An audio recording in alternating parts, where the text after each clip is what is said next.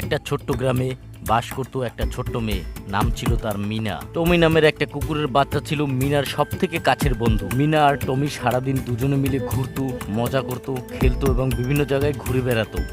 একদিন মিনা আর টমি খেলার সময় একটি ছোট্ট জাদুর বই খুঁজে পেল।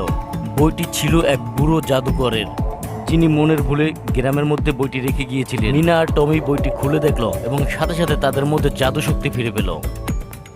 তারা জাদুর বই থেকে মন্ত্র শিখে গ্রামের মানুষদের জন্য নানান মজার মজার জিনিস বানাতে লাগলো। কখনো বা মিষ্টি তরতাজা আম, থালা ভরা মিষ্টি, এছাড়াও রয়েছে ছানার সন্দেশ, অথবা আকাশ থেকে উড়ন্ত ঘোড়া, বিভিন্ন কিছু দেখাতে লাগলো। গ্রামের সবাই তাদের এই জাদু দেখে খুব খুশি হলো। কিন্তু একদিন মিনা আর টমি বুঝতে পারলো যে এই জাদু শক্তি তাদের কাছে সবসময় থাকা ঠিক নয়।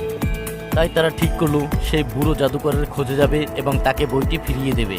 মিনা আর টমি অনেক খোঁজাখুঁজির পরে সেই জাদুকরকে খুঁজে পেল।